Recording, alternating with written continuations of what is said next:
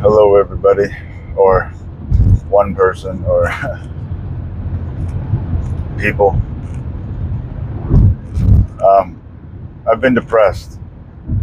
I've been depressed many, many times in my life. I feel like I've been depressed more than not. For all the years of my life, I would say probably 70%, 80%. I would say I would qualify as depressed. Um, I think a lot of that is created by myself. I think a lot of us do that, honestly. Do you do that? Do you realize you do that where you are the sole reason for your depression? I feel like that's actually one of the stages of development,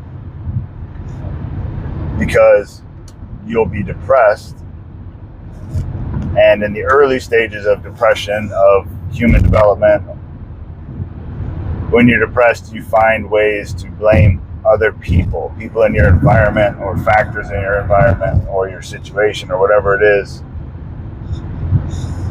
You can blame a lot of those things on anything, anybody but yourself. So one of the giant steps is saying, no, I'm depressed, or I'm sad, or I'm upset, or I'm frustrated because of me.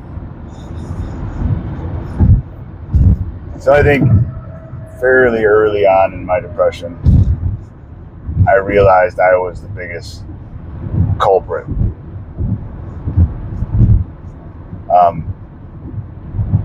Actually, I can remember, I think in third grade, I want to say, something like that.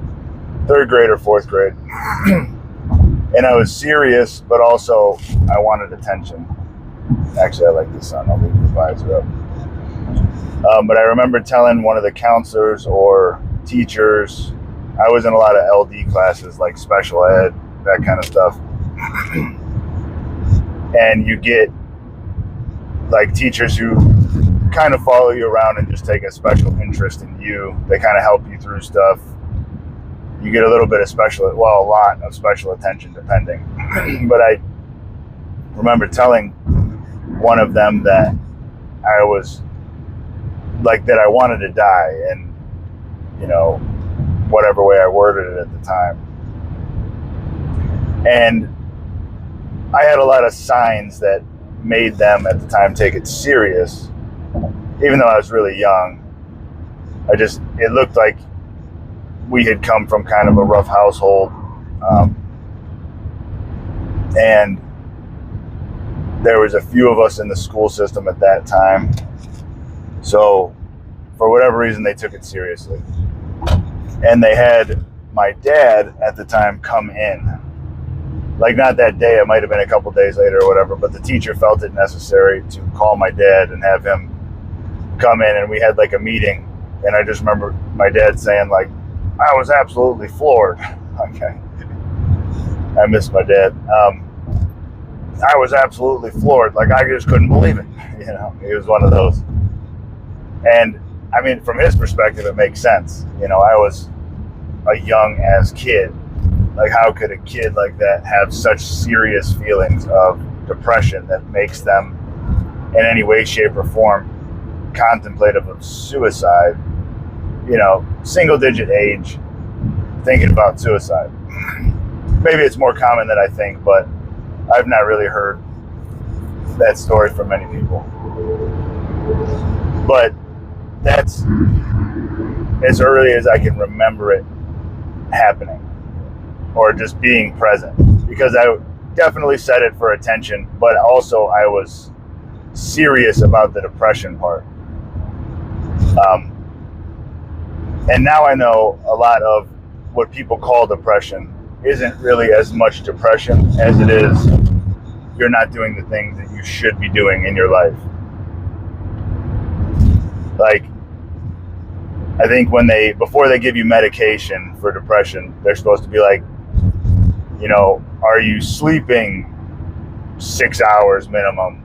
You know, are you not drinking? Like, are you not addicted to anything? Are you exercising 3, 4, 5 times a week? Do you have a decent social circle?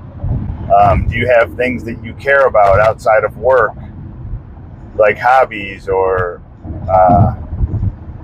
you know, just some kind of a passion that you're working towards? And then a lot of times, if you have all of those things in place, you won't be depressed. And for a person who's depressed, getting up to try to accumulate all of those things is a Herculean task. So it's a bit of a catch-22, but I take their point. You know what I mean? You can't just say, oh, I'm depressed, give me medication, if you haven't tried to acquire these things, you know, for years. And, you know, maintained them for a while. But I'm not currently depressed. I'm not, in spite of, I don't actually have all of those things. I'm incredibly hopeful. I think a lot of people would be depressed if they had my life, but at the same time, a lot of people would be thrilled to have my life, right? That's when, like, no matter what, things can always get worse. I don't care how bad something is, it can get worse. So be grateful, you know. Show gratitude every day. Be kind to people. Be loving.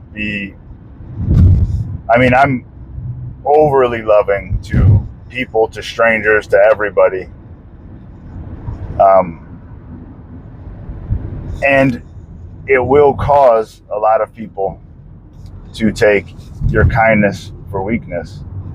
And that's another one of those catch-22s, because that can absolutely lead to more things on the depression side of the scale. You know, if you realize, like, you're working so hard to be kind and loving to everybody you possibly can be, and then,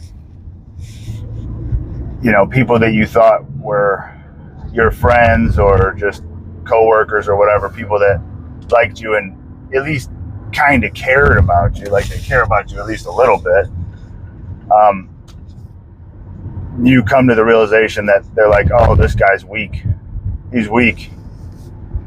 So that can definitely, you know, be another grain or a bean on the side of the scale that says depressed or tilts towards depression.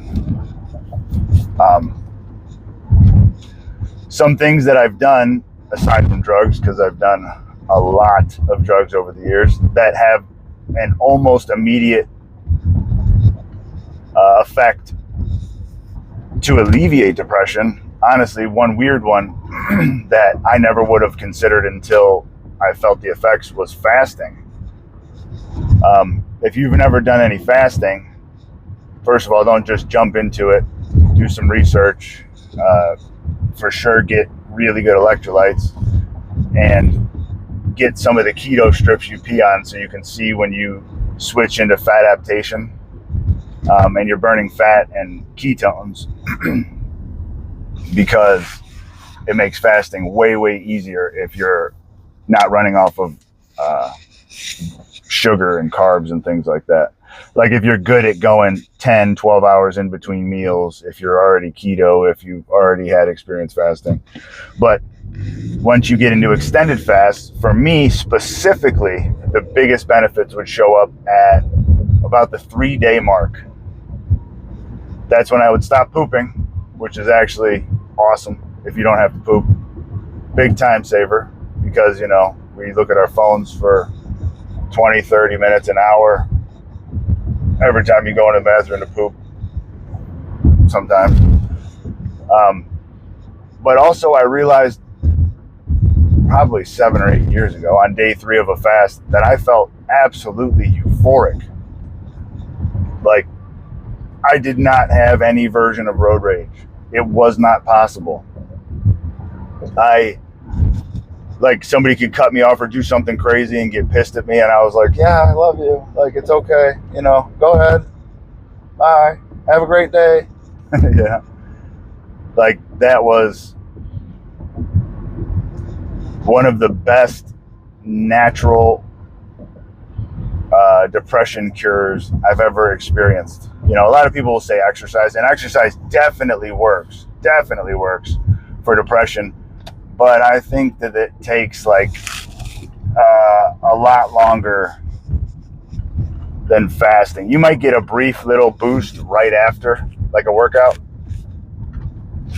but overall it takes seemingly, you know, weeks or months to kind of get your chemicals in your brain built up to where you're like feel much less depressed. Or if you're changing your body, obviously that takes some time, and that helps a ton with depression.